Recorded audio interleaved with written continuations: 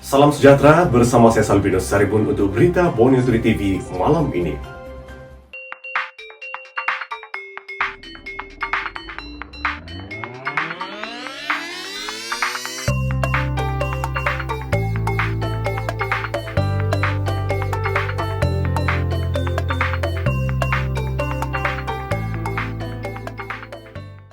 Tidak semua sektor industri di Sabah akan dibenarkan beroperasi sekiranya fasa ketiga Perintah Kawalan Pergerakan tidak disambung. Tidak semua sektor industri di negeri ini akan dibenarkan beroperasi sekiranya fasa ketiga Perintah Kawalan Pergerakan PKP yang berakhir 28 April depan tidak disambung. Ketua Menteri berkata hanya sektor penting seperti industri makanan kemungkinan besar dibenarkan beroperasi dengan amalan pencegahan kesihatan untuk memastikan bekalan makanan kepada rakyat mencukupi. Katanya kerajaan Sabah belajar daripada pengalaman negara-negara lain seperti China yang sebelum ini memberi kelonggaran selepas mendapati jangkitan COVID-19 di negara itu semakin berkurangan. Namun akibat kelonggaran itu berlaku gelombang baru jangkitan. Well, we have already decided whatever it takes, whether it's lifted or not lifted, ya. Hari haji sembahyang itu memang kita jangan dadakan lah.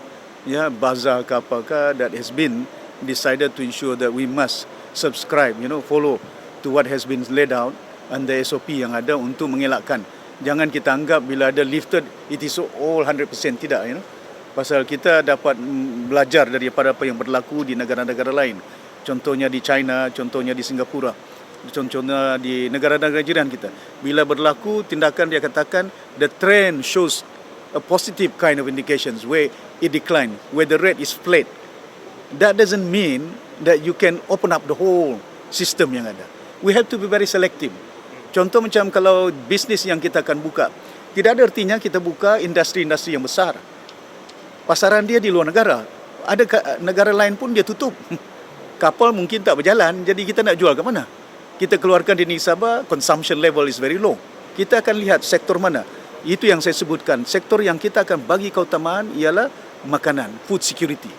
Pasal saya sedar dan tahu, mungkin pasaran luar tidak akan menerima produk kita.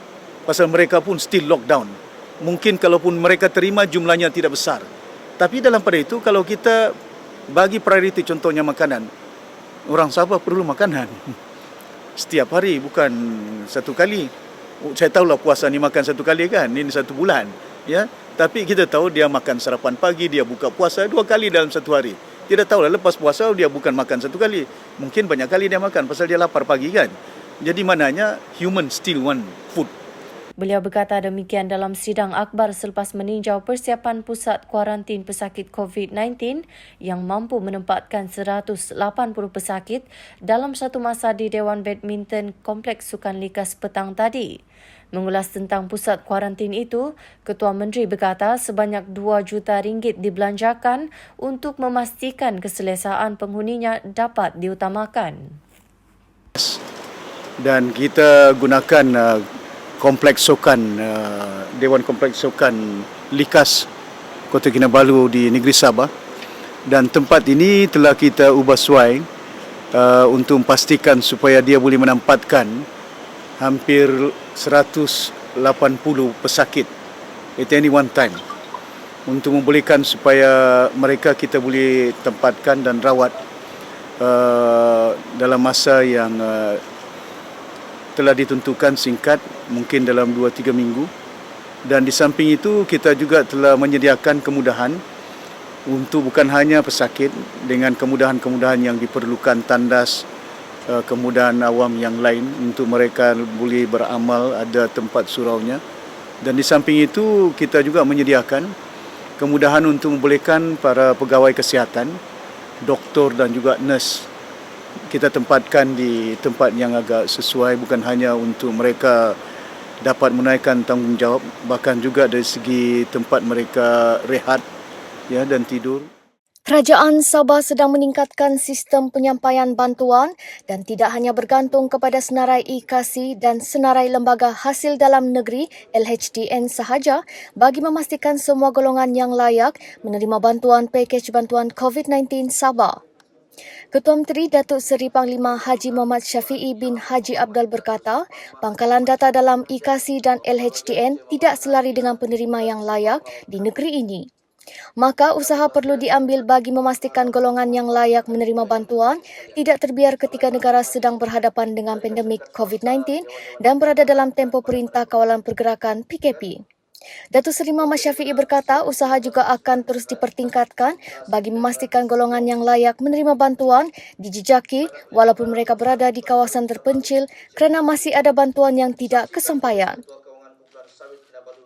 Untuk membantu rakyat, kita berusaha bukan hanya daripada sudut mencari dan melahirkan beberapa landasan structural changes in the system of government delivery. We must reform that to ensure that kita nakkan supaya delivery system kita dapat kita pertingkatkan, pangkalan data yang sedia ada dapat kita tambah baik. Kerana saya yakin contoh macam hanya berdasarkan dengan senarai IKASI, hanya berdasarkan dengan senarai lembaga hasil dalam negeri, sudah pasti itu merupakan satu gambaran yang mungkin tidak selari dengan apa yang berlaku di peringkat akar umbi. Akan ada orang-orang yang tidak ada keupayaan membayar cukai. Akan ada orang-orang yang terbiar di kampung-kampung yang mungkin tidak ada syarikat yang ada. Dan sudah pasti mereka ni tidak masuk dalam senarai sama ada IKASI ataupun LHDN. Atas sebab itu, beliau telah maklumkan setiap pejabat daerah dan unit pemimpin pembangunan masyarakat yang mempunyai 3,000 anggota supaya menjejaki golongan berkenaan. Katanya sehingga kini seramai 358,031 orang rakyat Sabah telah menerima bantuan bakul makanan dan bantuan kewangan dengan nilai perbelanjaan keseluruhan berjumlah 71.42 juta ringgit. Mereka termasuk golongan miskin, miskin tegar dan juga B40.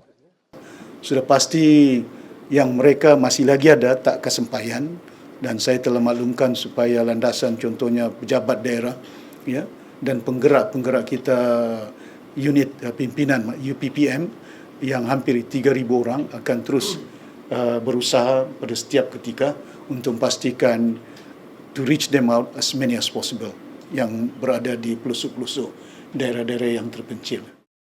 Orang ramai yang ingin memohon dan menyemak status bantuan COVID-19 Sabah boleh melayari laman sesawang bantuan.covid19.sabah.gov.my. Syarikat berkaitan kerajaan GLC di Sabah diingatkan agar tidak memberhentikan dan memotong gaji pekerja. Ketua Menteri berkata beliau sedar GLC juga berdepan kesukaran kerana ada antaranya tidak beroperasi semasa Perintah Kawalan Pergerakan PKP. Namun beliau telah meminta mereka mengambil langkah tertentu. Menurutnya, kerajaan negeri membantu syarikat-syarikat ini dengan meminta mereka memberi input kepada Kementerian Kewangan mengenai keperluan sebenar mereka agar bebanan yang ditanggung dapat diringankan apabila tamat PKP kelak. Jadi GLC ini berhadapan dengan berbagai cabaran. Namun demikian, pihak kerajaan negeri akan mengambil beberapa pendekatan untuk pastinya membantu mereka supaya usaha untuk bukan hanya memulihkan dari segi pengurusan keuangan pentadbiran mereka, tapi peluang-peluang pekerjaan. Mana yang ada anggota mereka, saya dah nasihatkan jangan tamatkan ya daripada kerja mereka ya. Untuk membolehkan supaya mereka dapat menampung kehidupan yang ada, gaji kita teruskan. Ketua Menteri berkata kerajaan Sabah sedang mengenal pasti langkah terbaik yang lebih kreatif bagi membantu peniaga bazar Ramadan yang terjejas susulan keputusan Kerajaan Persekutuan untuk tidak membenarkan bazar Ramadan tradisional termasuk konsep bazar alternatif.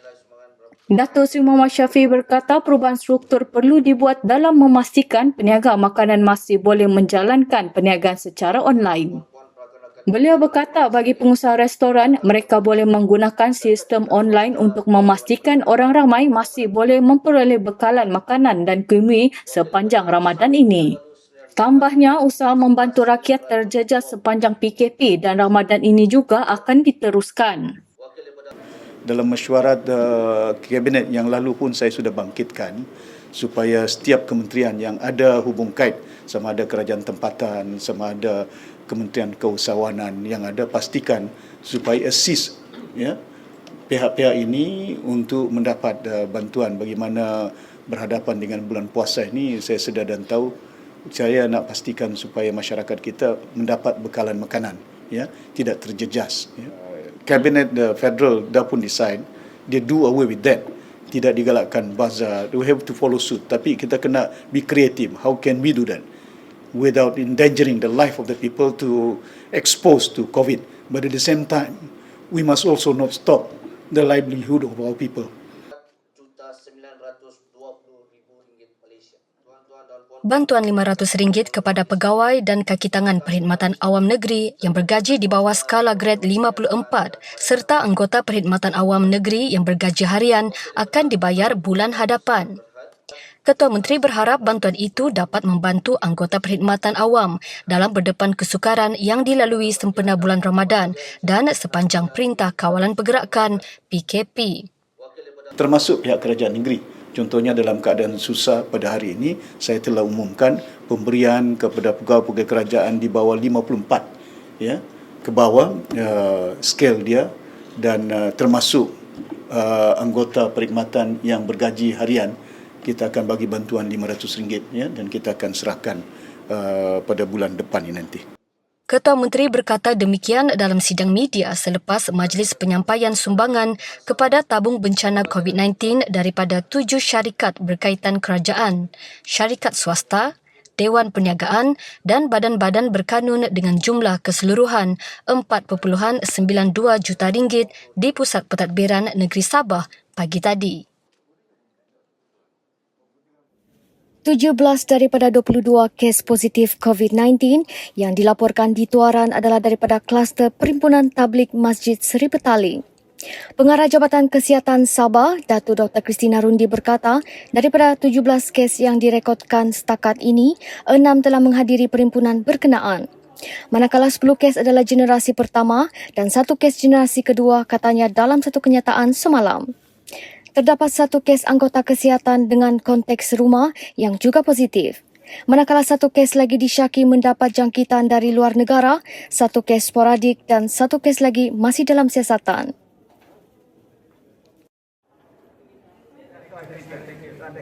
Bekas Ketua Hakim Negara Tan Sri Richard Malanjum selaku pengerusi Kim Teck Cheong Consolidated Berhad KTC menyumbangkan roti kepada polis di Raja Malaysia kontingen Sabah untuk petugas sekatan jalan raya.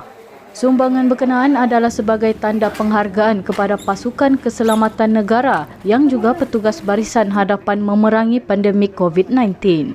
Majlis penyampaian sumbangan kepada Timbalan Pesuruhjaya Polis Sabah Datuk Mazli Mazlan diadakan di Ibu Pejabat Polis Kontingen Sabah di Kepayan semalam.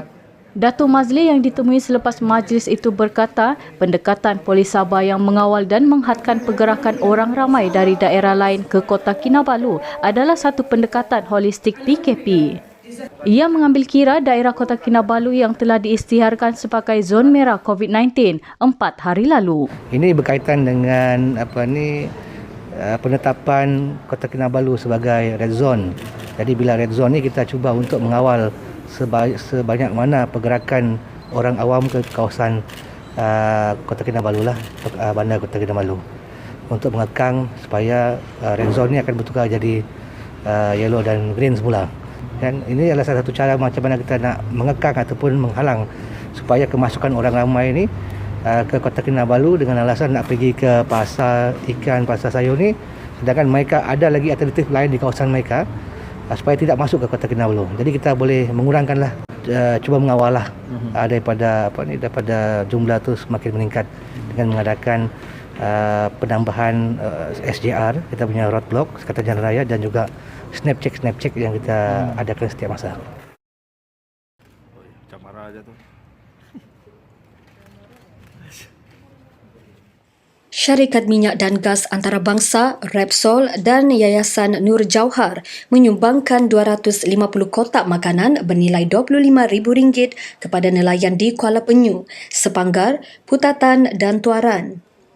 Sumbangan ikhlas dengan kerjasama Jabatan Perkhidmatan Kebajikan Am Sabah itu bagi meringankan beban nelayan yang menghadapi kesukaran akibat pandemik COVID-19.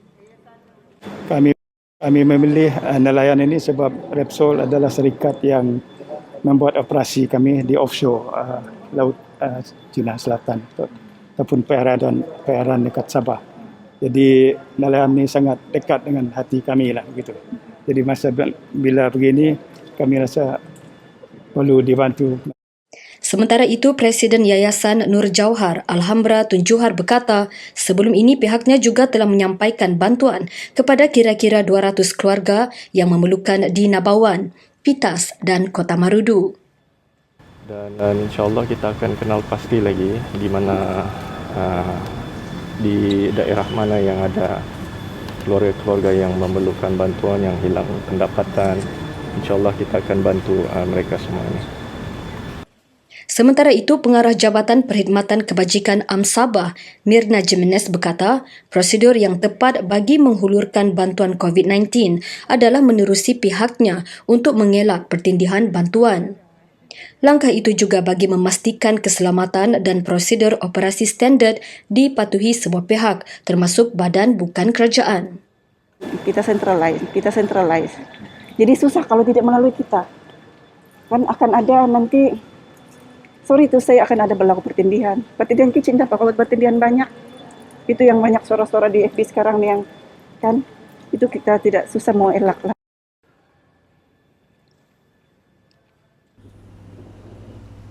Polis terus melaksanakan rondaan di sekitar Pulau Gaya di Kota Kinabalu bagi memastikan penduduk di pulau berkenaan mematuhi PKP yang sudah memasuki fasa ketiga. Timbalan Pesuruhjaya Polis Sabah, Datuk Mazli Mazlan berkata penduduk di sekitar Pulau Gaya diminta supaya mengikuti arahan PKP sepenuhnya bagi mengelak penularan COVID-19. Hari ini saya bersama dengan Ketua Polis Kota Kinabalu dan juga pegawai daripada Merin dan juga daripada IPK Sabah telah mengadakan rondaan di kawasan Pulau Gaya di mana kita melihat keadaan pematuhan PKP di Pulau Gaya. Apa yang kita dapati setakat ini penduduk-penduduk di Pulau Gaya ni mereka punya pemahaman tu terhadap PKP ni semakin bertambahlah. Di mana apa yang kita lihat kurang penduduk-penduduk di kawasan Pulau Gaya ini yang berkeliaran, di mana mereka berada di dalam kawasan rumah. Kalau ada pun ada 2-3 bot kecil kayu yang kita gunakan untuk melakukan aktiviti pemancingan cuma di kawasan berdekatan dengan kawasan rumah di Pulau Gaya. Dan jadi ini menunjukkan bahawa pematuhan ini semakin bertambah. Beliau ditemui media di pangkalan pasukan polis Marin Kota Kinabalu petang tadi. Pihak berkuasa sebelum ini hanya membenarkan 2 bot beroperasi bagi setiap kampung di Pulau Gaya dan pulau berkenaan mempunyai 6 kampung. Mengulas lanjut, Datuk Mazli berharap tiada lagi tangkapan membabitkan penduduk di Pulau Gaya kerana ingkar PKP selepas ini. Membawa rokok seludup, cuba menyogok anggota polis dan melanggar PKP. Itu 3 dakwaan bakal dihadapi 2 warga Pakistan berusia 35 dan 45 tahun. Mereka ditahan setelah cuba memberi rasuah sebanyak RM7,000 kepada pegawai polis yang bertugas di Jalan Ulu Putatan Berhampiran Penampang semalam.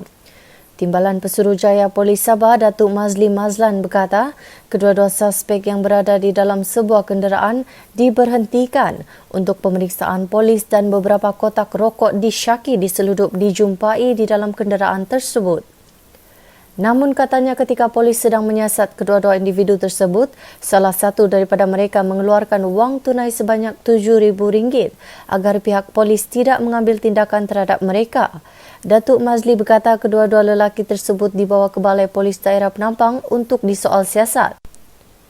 Beliau berkata selain daripada 755 kotak rokok seluruh pelbagai jenama, polis juga merampas wang tunai RM37,409. Siasat yang dijalankan, mereka ini adalah peniaga kedai dan mereka adalah orang yang menghantar rokok-rokok yang disaki ini ke kedai-kedai yang menyediakan penjualan rokok-rokok seludup ini.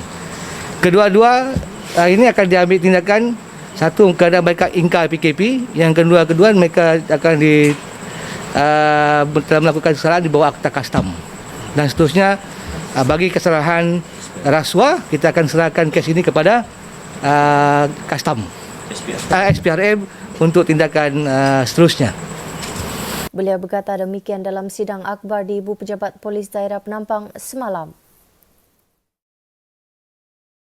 Tumbukan seorang kanak-kanak lelaki berusia 10 tahun tepat di mata seekor buaya berjaya menyelamatkannya dari menjadi mangsa sang bedal di Sungai Imam, Jambatan 2, Kampung Bombalai di Tawau semalam.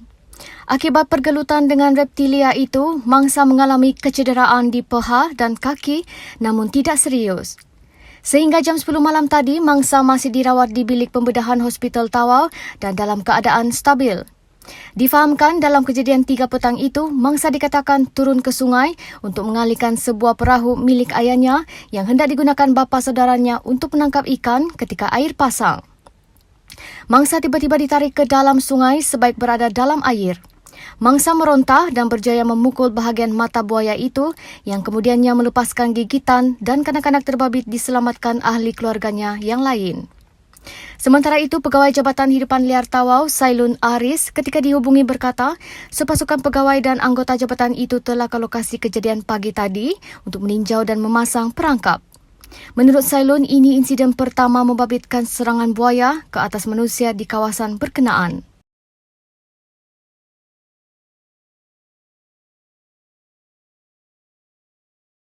Masih di Tawau, ajal dan maut adalah ketentuan Tuhan. Terbabas ke pembahagi jalan, melanggar tiang lampu, terbalik dan terbakar. Itu detik cemas ditempuh seorang lelaki berusia 45 tahun apabila kenderaan pacuan 4 roda jenis Toyota Hilux yang dipandunya hilang kawalan di Batu 7 Jalan Apas 6.45 petang semalam. Namun mangsa dilaporkan tidak mengalami sebarang kecederaan selepas berjaya keluar dari kenderaan dan dikejarkan ke Hospital Tawau oleh pengguna jalan raya lain. Ketua Polis Daerah Tawau Assistant Commissioner Peter Umbuas berkata, kejadian berlaku ketika mangsa dalam perjalanan dari Batu 10 menuju ke Taman Megah Jaya. Sementara itu, Ketua Balai Bomba dan Penyelamat Tawau Pegawai Bomba Kanan 2, Zul Bada Alior berkata, pihaknya menerima panggilan kecemasan berhubung kejadian itu pada jam 7.01 malam tadi. Saudara, walaupun kes baharu jangkitan COVID-19 menunjukkan penurunan, terus patuhi dan jangan abaikan Perintah Kawalan Pergerakan. Salbina Saribun, BTTV.